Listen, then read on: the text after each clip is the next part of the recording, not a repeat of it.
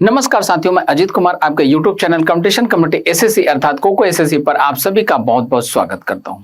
आशा करता हूं आप सभी लोग काफी अच्छे होंगे।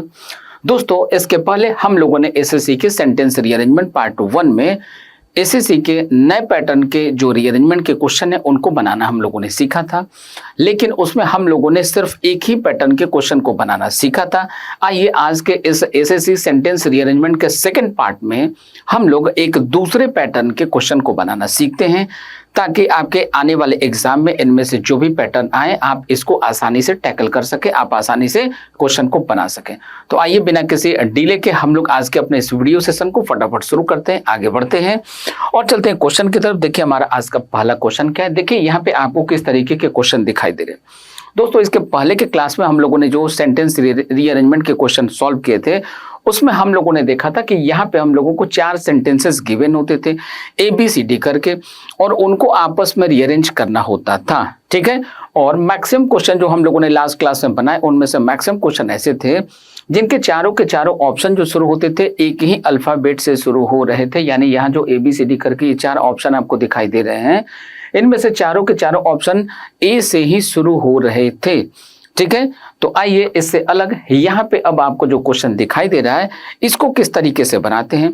दोस्तों देखिए यहाँ पे क्या है कि आपको एक सेंटेंस या एक क्लॉज गिवन होगा, एक सेंटेंस या एक क्लॉज गिवन होगा और उसके नीचे आपको ऐसे 3 सेंटेंसेस या क्लॉजेस गिवन होते हैं। इनको अलग अलग तरीके से नामकरण किया हुआ आपको दिखाई पड़ सकता है। जैसे कि यहाँ सामने जो आपको क्वेश्चन दिखाई दे रहा है इसको आप देख पा रहे हैं PQR के रूप में दिया हुआ है। तो कभी कभी ये PQR के रूप में दिखाई पड़ता है, कभी ये ABC के रूप में दिखाई पड़ता है, कभी ये XYZ के रूप में दिखाई पड़ता है।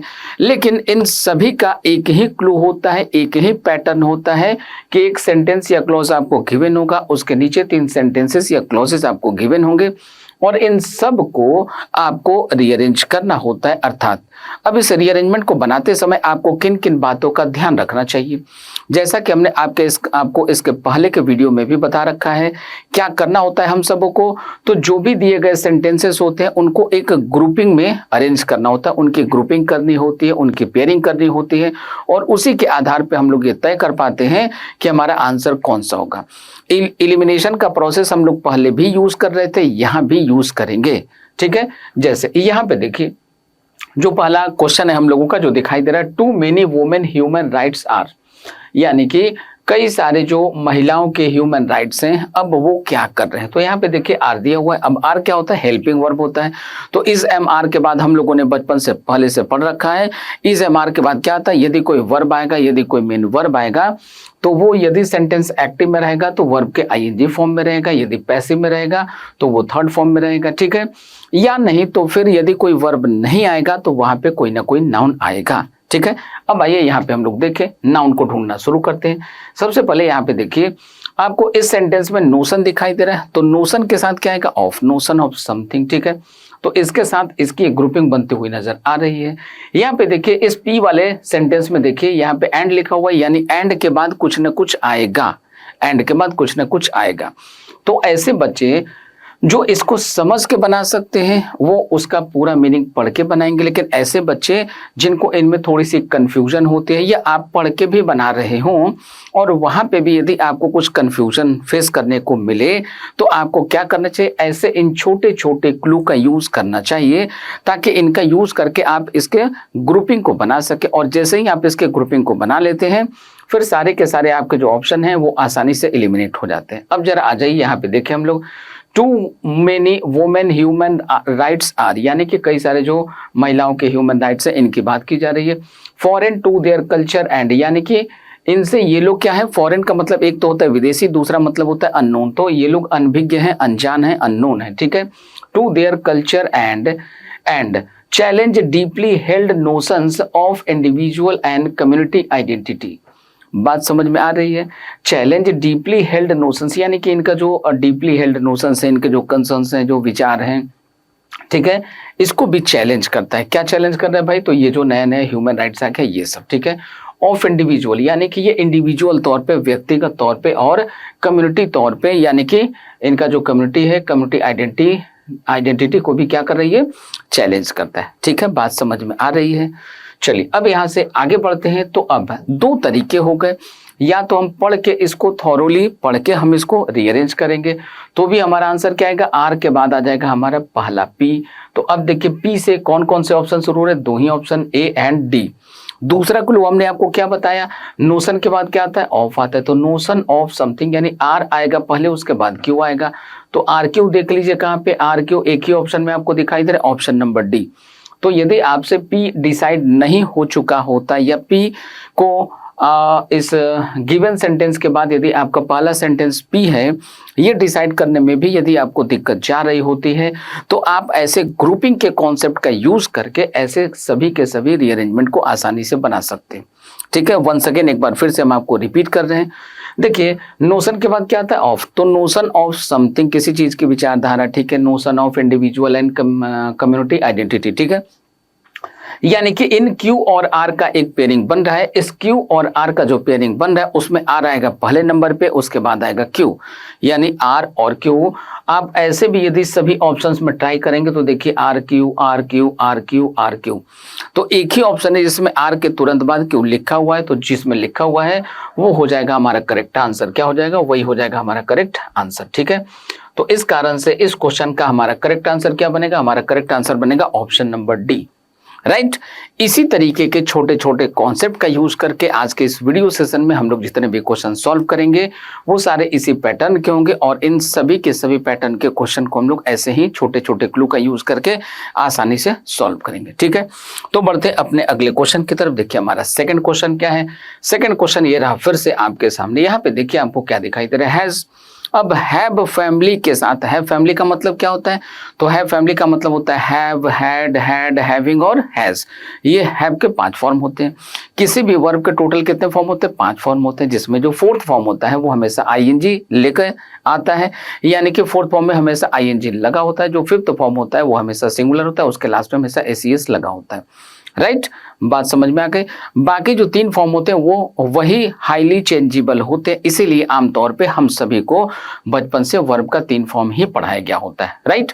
चलिए यहाँ पे देखिए हम लोग जेंडर इनइक्वालिटी हैज, ये जो जेंडर भिन्नता है, लैंगिक जो भिन्नता है, असमानता है, इसकी बात यहाँ पे की जा रही है।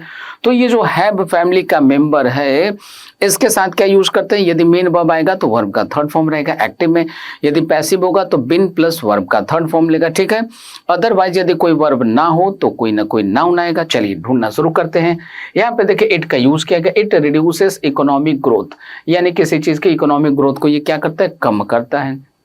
यहाँ पर ये डेवलपमेंट गोल्स एज, अब एज है मतलब इसके बाद कुछ ना कुछ होगा। ठीक है, अगला पढ़ते हैं एडवर्स इम्पैक्ट ऑन। ठीक है, तो किस चीज पे एडवर्स इम्पैक्ट डालता है भाई, तो adverse impact on development goals, यानी देखिए फिर से यहाँ भी क्यू और आर का एक पेयरिंग बन रहा है, जिसमें आर आएगा पहले नंबर पे, क्यू आएगा दूसरे नंबर पे। आर क्यू ढूंढ लीजिए।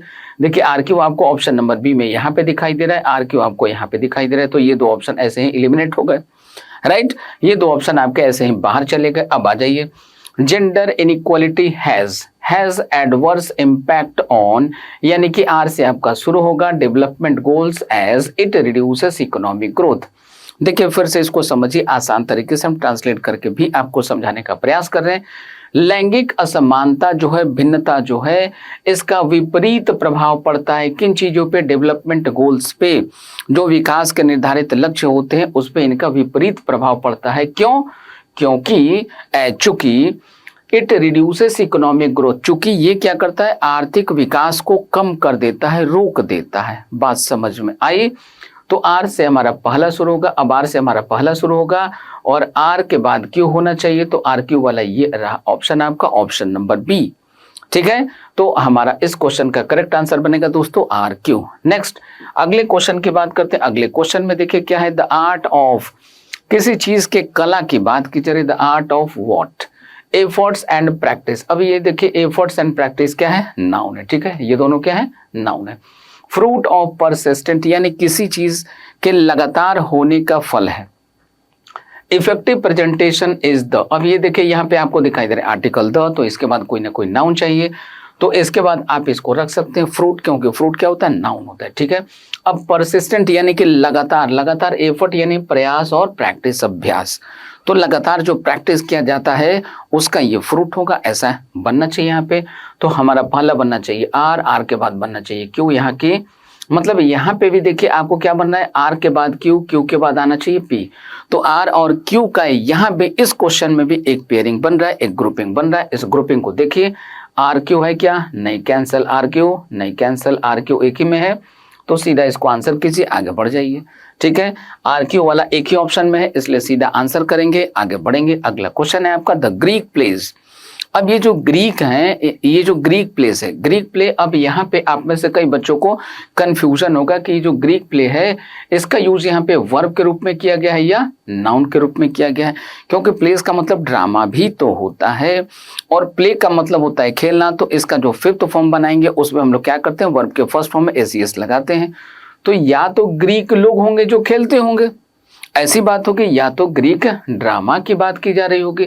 अब थोड़ा आगे पढ़ के देखते हैं, highly intellectual level, particularly the tragedy. अच्छा, ये ट्रेजेडी की बात कर रहा है, यानी कि ये किसी ड्रामा की बात कर रहा है, जैसे शेक्सपियर वगैरह का जो ड्रामा पढ़ते हैं या और किसी ड्रामा को आप पढ़ते हैं तो वहाँ पे कई स्टोरीज जो होते हैं, कई ड्रामा जो होते हैं, उनका जो एंड होता है वो ट्रेजिक एंड होता है। ठीक है, तो उसी तरीके से यहाँ पे बताई गई है, यानी कि अब ये क्लियर हुआ कि जो प्ले है इसका यूज यहाँ पे नाउन के रूप में किया गया है, न कि वर्ब के रूप में किया गया। ठीक है, तो इसका यूज यहाँ पे किया गया नाउन के रूप में।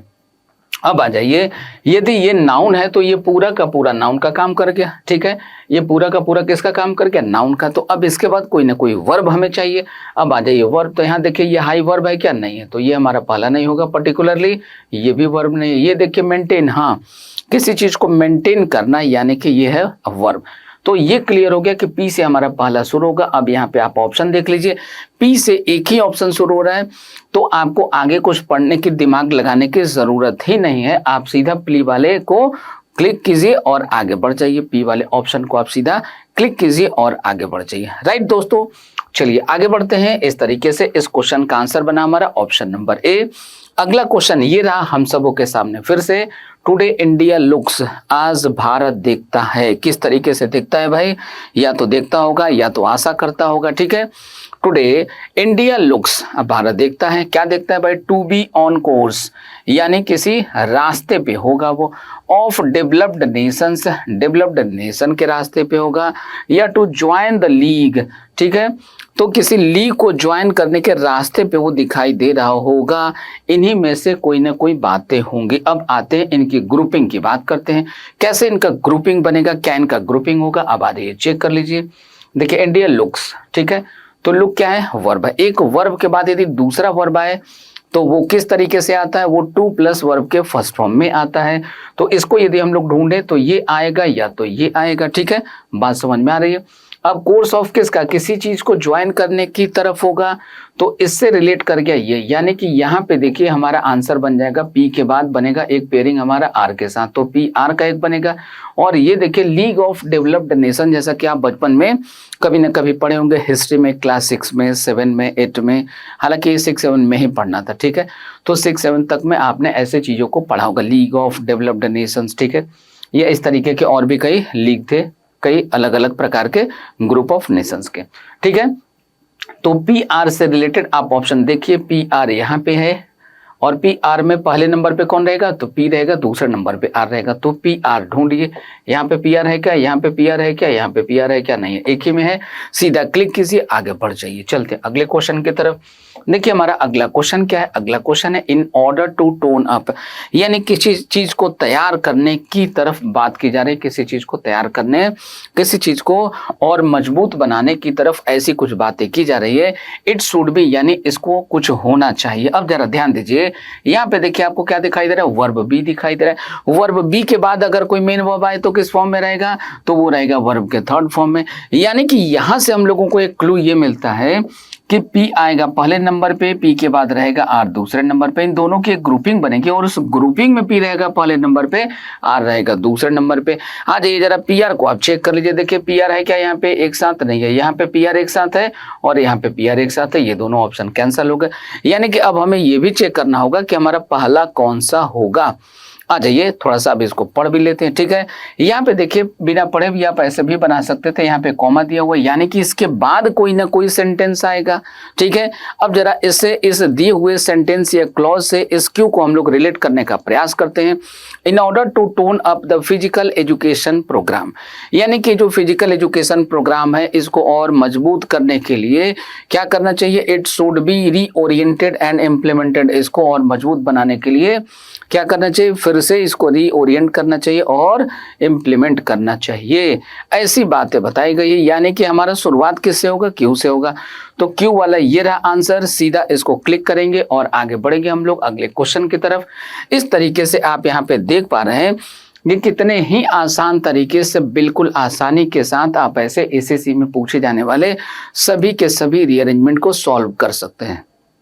ठीक है दोस्तों, तो आशा करते हैं कि यहाँ तक हम जो कुछ भी आपको बता रहे हैं आपको आसानी से समझ में आ रहा होगा और आप इसका लाभ उठा रहे होंगे।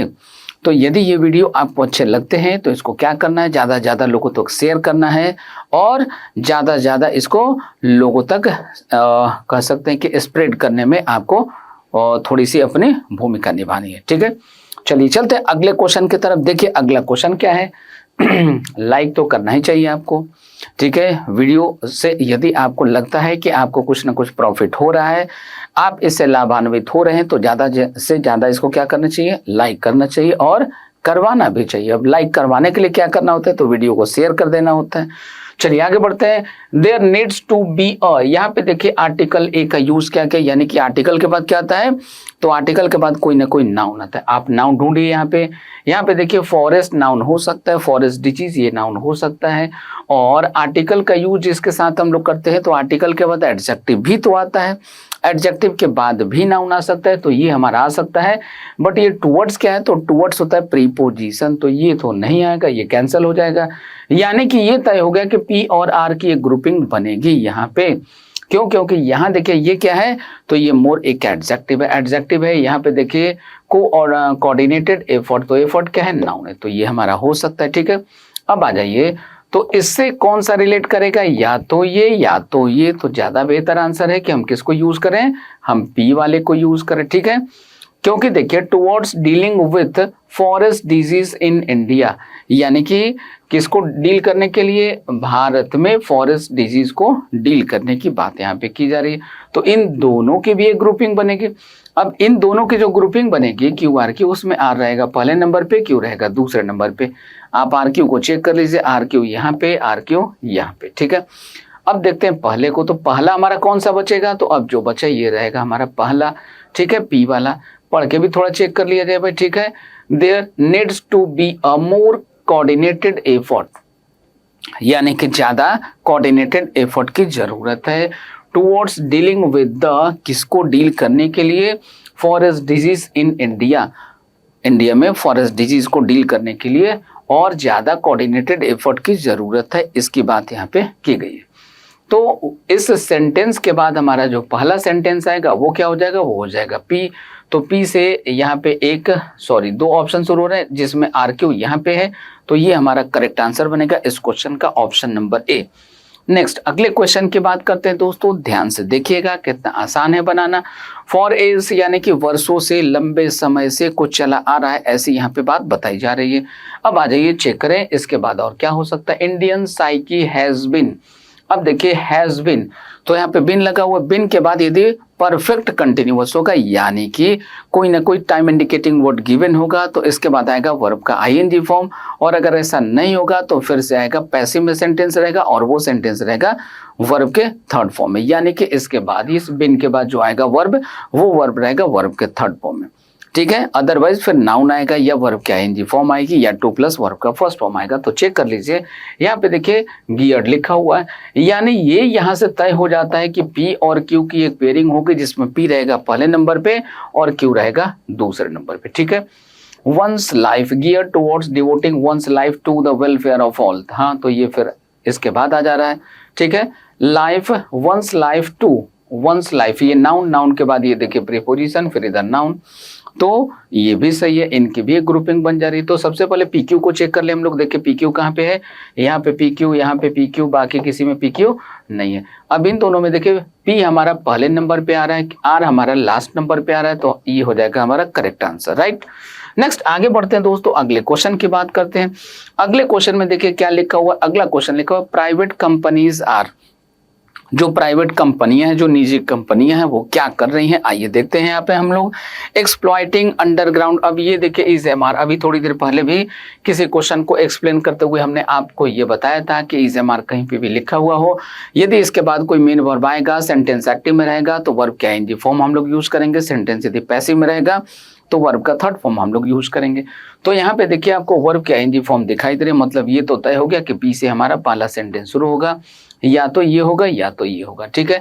Exploiting underground water, sorry exploiting ground water, ठीक है। ग्राउंड वाटर को क्या कर रही है, वो एक्सप्लॉइट कर रही है, ज्यादातर उसका मिसयूज कर रही है। क्यों कर रही है भाई, ड्यू टू आउटडेटेड लॉ और रिसोर्सेस इन इंडिया, क्योंकि इंडिया में इसके जो लॉ के रिसोर्सेस हैं वो कैसे हैं, पुराने हैं, ठीक है। Due to ground water resources in India due to outdated law, यानी कि इससे ये रिलेट करेगा और इसके बाद ये आएगा, ठीक है। तो अब हमारा सीक्वेंस क्या हो जाएगा, हमारा हो जाएगा PQR, तो ये जैसे है वैसे ही रहेगा, करेक्ट आंसर बनेगा इसका option number B.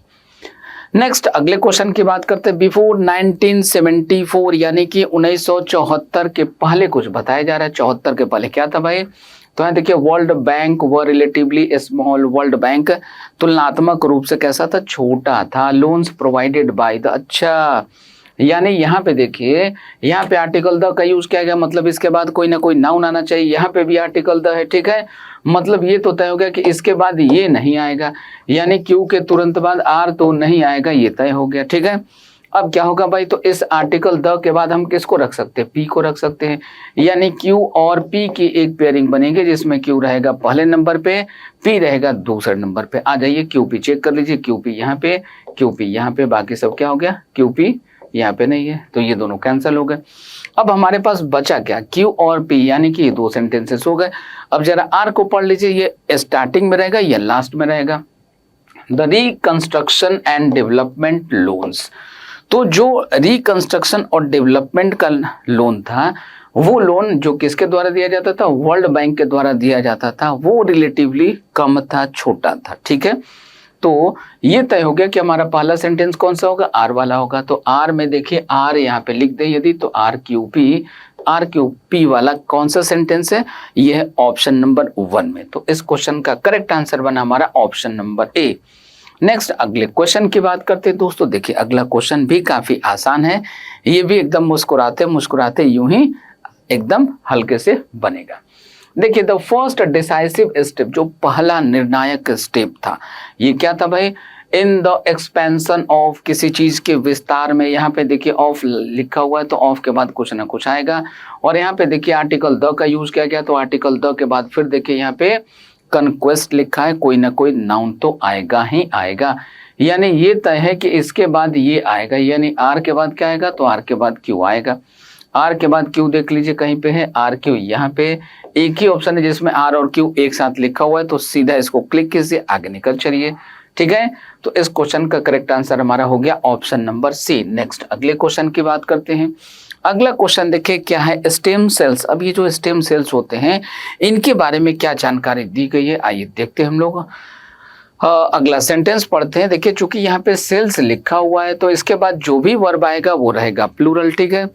Are being researched, ठीक है, आर बिंग रिसर्च्ड, इनकी खोज की जा रही है भाई। क्यों की जा रही है, स्पेशली फॉर क्या है भाई, नाउन है। अब इस फॉर क्या है, प्रीपोजिशन है। प्रीपोजिशन के बाद या तो कोई नाउन आएगा, और या नहीं तो किसी भी प्रीपोजिशन के बाद कोई भी वर्ब आएगा, तो वो रहेगा अपने फोर्थ फॉर्म में। फोर्थ फॉर्म कहने का मतलब कि वो अपने आईएनजी फॉर्म में रहेगा। तो यहाँ देखिए ये प्रीपोजिशन है, प्रीपोजिशन के बाद ये फॉर्मिंग, यानी कि यहाँ से ये तय होता है कि आर के बाद एक क्यू आएगा, आर और क्यू की एक पेयरिंग बनेगी। आर क्यू को चेक कर ले, आर क्यू कहाँ पे, यहाँ पे और यहाँ पे, ठीक है। अब देखिए इससे इसकी पेयरिंग बन रही है, ठीक है। सेल्स क्या है, प्लूरल है, और इसको क्या चाहिए, आर चाहिए, तो ये होगा भाई। तो पी वाला होगा हमारा पहला, तो पी वाला पहला किस में था, ऑप्शन नंबर डी में। आप ऐसे क्वेश्चन का आंसर कई आधार पे कर सकते हैं। पहला, या तो पूरा थ्रू आउट हम लोग पढ़ के बनाए, या दूसरा इसके बाद इसको चेक कर लिए और इसमें चेक किए तो पी से देखिए 2 ऑप्शन मिल रहे हैं। अब पी से 2 ऑप्शन मिल रहे हैं तो क्यू आर को चेक कर लीजिए, पहले क्यू या पहले आर, तो जो है उसको क्लिक कर देंगे। ठीक है, नेक्स्ट आगे बढ़ते हैं अगले क्वेश्चन की तरफ। देखिए अगला क्वेश्चन हमारा क्या है। अगला क्वेश्चन क्या है, ये रहा आपके सामने। लाइब्रेरीज कलेक्शंस आर, लाइब्रेरियों का जो कलेक्शन है वो क्या होता है। आइए चेक करते हैं। आर लिखा हुआ है यहाँ पे, तो अब आर के बाद क्या चाहिए भाई, तो कुछ ना कुछ हमें प्लूरल चाहिए, या तो इसके बाद मेन वर्ब आएगा, या नहीं तो यदि मेन वर्ब आएगा तो एक्टिव पैसिव चेक कर लेंगे, या नहीं तो फिर कोई नाउन आएगा। ठीक है, क्रूशियल फॉर डाइवर्स पर्पस, तो ये बड़ा इंपॉर्टेंट होता है अलग अलग उद्देश्यों के लिए, भिन्न भिन्न उद्देश्यों के लिए। किस प्रकार के उद्देश्य भाई, रिसर्च एंड रिक्रेशनल परस्यूट। ठीक है, तो रिसर्च एंड रिक्रेशनल के पॉइंट ऑफ व्यू से, such as economic development educational. अब देखिए यहाँ पे एजुकेशनल क्लास में क्या लगा है, एल लगा हुआ है, यानी कि ये है क्या, तो ये है आपका एडजेक्टिव। क्या है, ये एडजेक्टिव हो गया। इसके बाद क्या चाहिए, कोई ना कोई नाउन चाहिए। तो ये देखिए रिसर्च एंड रिक्रेशनल, ये क्या हो गया भाई, परस्यूट, ये क्या हो गया, नाउन हो गया। तो इसके बाद ये आ जाएगा, यानी पी और क्यू की एक पेयरिंग बनेगी, जिसमें पी रहेगा पहले नंबर पे, क्यू रहेगा दूसरे नंबर पे। आ जाइए जरा पी क्यू का पेयरिंग चेक कर ले। पी क्यू यहाँ पे, पी क्यू यहाँ पे, इन्हीं दोनों में से कोई एक होगा। अब हमें ये चेक करना होगा कि पहला हमारा पी होगा या पहला हमारा आर होगा। तो आइए पढ़ते हैं। ठीक है, आर, अगर पी होगा आर सच एज, तो ऐसा होता है, ये सीधा नहीं बताया जा सकता, क्योंकि इसके पहले आपको कोई ना कोई स्टेटमेंट देना होगा। ठीक है, उसमें ये आपको एक्सप्लेन करना होगा कि ऐसी घटनाएं घटती है और जब भी ऐसा होता है तो ऐसा होता है। यानी ये वाला जो होगा ये हमारा इससे रिलेट नहीं कर पा रहा, ये हमारा इसके बाद पहला सेंटेंस नहीं हो सकता। तो बचा कौन, अब बचा आर, यानी आर वाला हो जाएगा हमारा पहला सेंटेंस, आर पी क्यू, यानी कि ऑप्शन नंबर ए। नेक्स्ट आगे बढ़ते अगले क्वेश्चन की बात करते हैं। अगला क्वेश्चन है हमारा द इकोनॉमिक। अब ये देखिए इकोनॉमिक दिया हुआ है, यानी कि यहाँ पे ये इकोनॉमिक क्या है, तो ये कोई ना कोई एडजेक्टिव है। द आर्टिकल के बाद क्या है, एडजेक्टिव के बाद क्या आएगा, नाउन आएगा। तो आइए नाउन को चेक करें हम लोग। एम्पावरमेंट के लास्ट में देखिए MENT लगा हुआ है, यानी कि ये नाउन है। ग्रोथ भी नाउन होता है।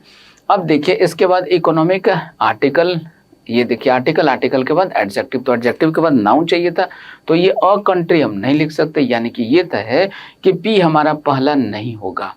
ठीक है, अब यहाँ पर रिलेट कीजिए, वुमेन ऑफ क्या होगा भाई, ऑफ अ कंट्री। ठीक है, आगे पढ़ के जरा देखते हैं। A country leads to exponential, a country leads to exponential. अब ये एक्सपोनेंशियल क्या है, तो ये फिर से आपका एडजेक्टिव है। इसके बाद क्या चाहिए, तो इसके बाद आपको कोई ना कोई नाउन चाहिए। तो एक्सपोनेंशियल ग्रोथ, यानी कि बहुत तेज विकास। ठीक है, ऐसा होता है यहाँ पे। तो अब यहाँ पे देखिए फिर से पी और क्यू की एक ग्रुपिंग बन गई। इस ग्रुपिंग में पी है पहले नंबर पे, क्यू है दूसरे नंबर पे। ठीक है, आगे बढ़ते हैं। अब सेंटेंस को थोड़ा रिलेट करके पढ़ते हैं हम लोग। इसके बाद अब ये आना चाहिए आर वाला। ठीक है, आइए थोड़ा पढ़ के चेक कर लें। The economic empowerment of women of a country leads to exponential growth of that country. हाँ, ये ज़्यादा रिलेट कर पा रहा है। इसमें यह बताया गया कि महिलाओं का जो है आर्थिक रूप से सशक्तिकरण करने से क्या होता है कि जिस किसी भी देश में ऐसा होता है वहाँ का जो एक्सपोनेंशियल ग्रोथ होता है, वहाँ का जो ग्रोथ होता है वो बहुत ज़्यादा तेज होता है। उस देश का जो ग्रोथ होता है वो बहुत ज़्यादा तेज होता है, उसकी स्पीड ग्रोथ की ज़्यादा होती है। यानी कि आर से हमारा पहला शुरू होगा, यानी कि आर को हम यदि यहाँ रख दें तो RPQ होना चाहिए। RPQ एक ही में है, सीधा क्लिक कीजिए, आगे बढ़ जाइए। नेक्स्ट अगले क्वेश्चन की बात करते हैं। देखिए हमारा अगला क्वेश्चन क्या है, नॉर्थ इंडिया के बारे में कुछ बताया जा रहा है कि नॉर्थ इंडिया में कुछ ना कुछ चल रहा होगा। ठीक है, नॉर्थ इंडिया। अब नॉर्थ इंडिया क्या है भाई, तो इंडिया क्या है, कंट्री का नाम है या कंट्री का ये एक पार्ट है। तो इसको क्या मानते हैं, इसको मानते हैं प्रॉपर नाउन। प्रॉपर नाउन होता है सिंगुलर, वर्ब लेता है सिंगुलर। तो इसके बाद या तो हम इस वर्ब आएगा तो नीड्स की बात करेंगे। ठीक है, अब आगे देखते हैं क्या होना चाहिए इसमें, पढ़ते हैं थोड़ा और इनके थोड़ा क्लू को हम लोग ढूंढते हैं, सीखते हैं क्या कुछ हो सकता है। Needs a more holistic solution. ठीक है, to breathe at the onset of winter to the toxic air that residents। अब ये देखिए ये जो रेजिडेंट्स हैं अब ये रेजिडेंट्स कैसे हैं, तो ये है हमारा प्लूरल नाउन। ये क्या है, ये हमारा प्लूरल नाउन है। इसके बाद क्या आएगा, तो इसके बाद वर्ब का फर्स्ट फॉर्म आएगा दैट रेजिडेंट्स ब्रीथ, तो ये हो जाएगा। अब ये देखिए, तो क्यू के साथ आर की एक पेयरिंग बनेगी जिसमें क्यू है पहले नंबर पे, आर है दूसरे नंबर पे, ठीक है, ये एक हो जाएगा। और यहाँ पे इंडिया के साथ नीड्स हो जाएगा। तो हमारा आंसर क्या बनना चाहिए, हमारा आंसर बनना चाहिए पी क्यू आर, है क्या, देखिए ऑप्शन पी क्यू आर, ये रहा option number B, second option इसका आंसर होगा। नेक्स्ट अगले क्वेश्चन की बात करते हैं दोस्तों। अगला क्वेश्चन क्या है, logocentrism is the search for a, फिर से देखिए यहाँ पे क्या दिखाई दे रहा है, आर्टिकल दिखाई दे रहा है। आर्टिकल है मतलब आर्टिकल के बाद क्या आएगा, कोई ना कोई नाउन तो आएगा दोस्तों, ठीक है। तो या तो आर्टिकल के बाद नाउन आएगा, या नहीं तो आर्टिकल के बाद कोई एडजेक्टिव होगा, उसके बाद कोई नाउन आएगा, या फिर आर्टिकल के बाद एडवर्ब, एडवर्ब के बाद एडजेक्टिव, एडजेक्टिव के बाद नाउन, ऐसा ही होता है। आइए चेक करते हैं। तो यहाँ पे चेक करें, is the search for a rational language that is able to, अब ये देखिए यहाँ पे टू लिखा हुआ है। अब ये प्रीपोजिशन टू है, टू के बाद क्या आता है, तो टू के बाद आता है आपका वर्ब का फर्स्ट फॉर्म। तो ये देखिए यहाँ पे लिखा हुआ है वर्ब का फर्स्ट फॉर्म, ठीक है। अब यहाँ पे देखिए क्या लिखा हुआ, एंड लिखा हुआ, तो एंड के बाद क्या चाहिए, कोई ना कोई सेंटेंस चाहिए, कोई ना कोई और कनेक्टर आएगा, मतलब इसके बाद कोई ना कोई सेंटेंस या क्लॉज कुछ ना कुछ तो आएगा। तो इसके बाद हम किसको रख सकते हैं, इसको रख सकते हैं। यानी कि हमारा आंसर बनना चाहिए पी, उसके बाद आर, उसके बाद बनना चाहिए क्यू, ठीक है। तो पी उसके बाद आर, उसके बाद क्यू, पी आर क्यू, ये रहा ऑप्शन नंबर डी। तो इस क्वेश्चन का करेक्ट आंसर बनेगा हमारा ऑप्शन नंबर डी, राइट दोस्तों। चलिए आगे बढ़ते हैं और इसी तरीके से मजा लेते हुए कुछ और क्वेश्चन का आनंद हम लोग उठाते हैं, कुछ और क्वेश्चन को हम लोग सॉल्व करने का प्रयास करते हैं। देखते हैं अगला क्वेश्चन हमारा क्या है। अगला क्वेश्चन है दोस्तों, Tarapur agreement guaranteed supplies of, ये देखिए किसी चीज के सप्लाई की बात कर रहा है। तो किस चीज का ये सप्लाई करेगा, तारापुर रिएक्टर, तो किसी चीज किसी जगह का जो रिएक्टर होगा उसका सप्लाई करते हैं, किसी सामान की सप्लाई करते हैं। तो अब आगे पढ़िए, यहाँ पे देखिए यूरेनियम लिखा हुआ, अच्छा एनरिच्ड यूरेनियम के सप्लाई की बात हो सकती है। ये देखिए फ्रॉम लिखा हुआ, ये कहाँ से होगा, ये भी होना चाहिए। और यहाँ देखिए ये आर्टिकल लिखा हुआ है, इसके बाद भी कोई ना कोई नाउन आना चाहिए, ठीक है। तो सबसे पहले तो ये तय हो गया कि हमारा क्यू होगा पहला, और क्यू से एक ही ऑप्शन है, तो सीधा इसको क्लिक कर दीजिए, आगे पढ़ने की कोई जरूरत नहीं, आपका आंसर वही होगा। अगले क्वेश्चन की बात करते हैं। देखिए हमारा अगला क्वेश्चन क्या है, अगला क्वेश्चन है the art of letter writing is, यानी कि पत्र लेखन की जो कला है इसके बारे में बताया जा रहा है कि पत्र लेखन का जो कला होगा, या तो इसके बारे में कोई ना कोई डिस्क्रिप्शन होगा, इसमें किन किन बातों का ध्यान रखा जाता है, किन किन चीज़ों को इसमें शामिल किया जाता है, या पत्र लेखन में किन किन चीज़ों से बचने का प्रयास किया जाता है, किन किन बातों का सावधानी रखना होता है, किन किन चीज़ों को अवॉइड करना होता है, किसको इंक्लूड करना होता है, किसको एक्सक्लूड करना होता है, ऐसी ही कुछ जानकारी दी गई होगी। आइए चेक करते हैं। The art of letter writing is something that every educated person, एक ऐसा चीज है जो सभी एजुकेटेड पर्सन के पास होना चाहिए। Must acquire for practical purposes, यानी कि ये सब के पास इसलिए एक्वायर्ड होना चाहिए, सबको इसलिए सीखना चाहिए, किस लिए, फॉर प्रैक्टिकल पर्पस, यानी कि व्यवहारिक उद्देश्य के लिए इसको सीखना चाहिए। Not merely an ornamental accomplishment, ornamental accomplishment क्या होता है, जैसे आप कुछ भी लिख रहे होते हैं, विशेष रूप से लेखन कला में इसका प्रयोग किया जाता है। कहीं भी आप कुछ भी किसी भी भाषा में लिख रहे होते हैं, तो जैसे आप हिंदी पढ़ते हैं तो वहाँ पे आप देखते हैं बहुब्रीहि समास का यूज करते हैं, द्वंद्व समास का यूज करते हैं, अलंकार का यूज करते हैं, छंद का यूज करते हैं, ऐसा आपने सुना होगा। In the same way English में भी, इंग्लिश भी क्या एक लैंग्वेज है, तो यहाँ पर भी ऐसी बातों का प्रयोग किया जाता है, ठीक है। तो अलंकार के लिए, यानी कि भाषा को और समृद्ध बनाने के लिए, उसको और बेहतर तरीके से रिप्रेजेंट करने के लिए ही नहीं, बल्कि आपको व्यवहारिक ज्ञान के लिए भी, व्यवहारिक उद्देश्य के लिए भी आपको इसको सीखना चाहिए, ठीक है। तो अब यहाँ पे हमारा क्या आंसर होना चाहिए, यानी कि यहाँ से हमारा आर और ये देखिए यहाँ पे बट लिखा हुआ है, ठीक है। तो बट क्या है, अपोजिट कॉन्ट्रास्ट को बताने का यूज करता है, दो अपोजिट कॉन्ट्रास्ट वाले सेंटेंसेस को जोड़ता है ये। तो ये बट है, बट के एक तरफ इधर पॉजिटिव, ये केवल क्या हो गया, तो ये केवल लेखन कला की बात हो गई, और यहाँ पे प्रैक्टिकल नॉलेज की बात हो गई, यानी कि आर और क्यू का तो एक पेयर बनेगा भाई, ठीक है। आर और क्यू का पेयर बनाइए। देखिए आर क्यू यहाँ पे और आर क्यू और कहीं पे नहीं है, नहीं है तो सीधा आंसर कीजिए, आगे निकल जाइए, इसके आगे आपको कुछ भी सोचने की जरूरत ही नहीं है।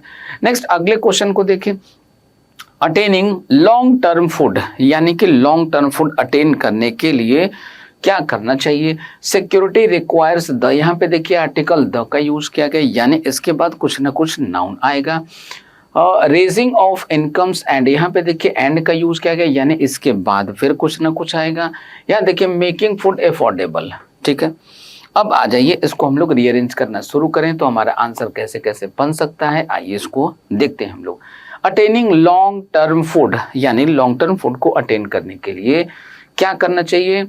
सिक्योरिटी रिक्वायर्स द, सिक्योरिटी को क्या होना चाहिए भाई, the raising of incomes and making food affordable. मतलब इसका क्या फायदा होगा, लॉन्ग टर्म अटेनिंग करेंगे फूड का तो इसके क्या क्या फायदे होंगे भाई।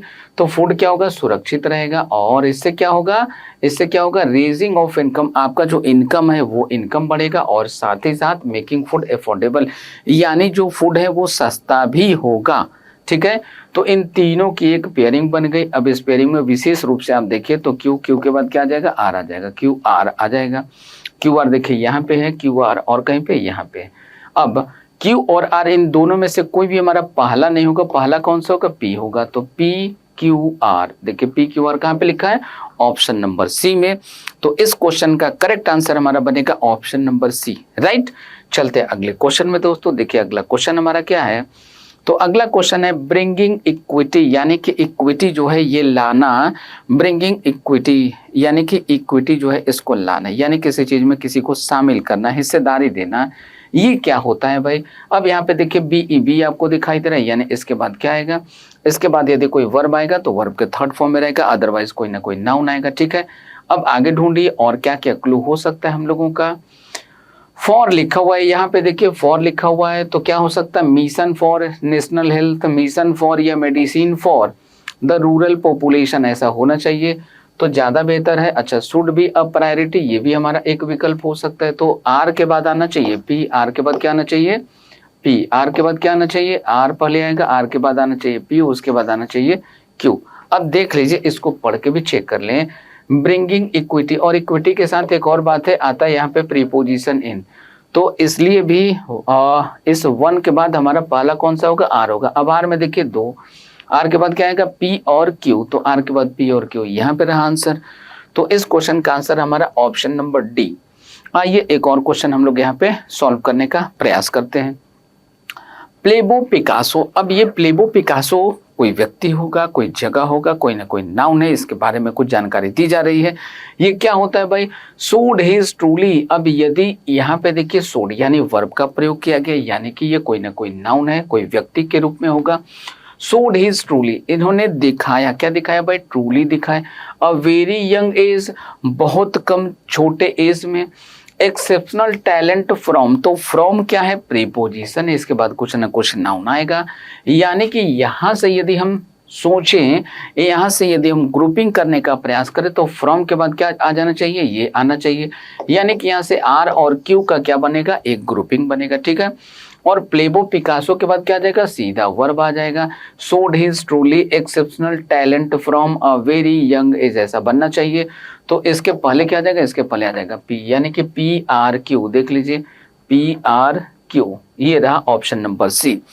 तो आज के इस वीडियो सेशन में हम लोगों ने देखा कि किस तरीके से हम लोग ग्रुपिंग के कॉन्सेप्ट का यूज करके अपने रीअरेंजमेंट के फर्स्ट पार्ट में भी आपने यही सीखा कि ग्रुपिंग के कॉन्सेप्ट का यूज करके हम लोग रीअरेंजमेंट को कितने आसान तरीके से बना सकते हैं।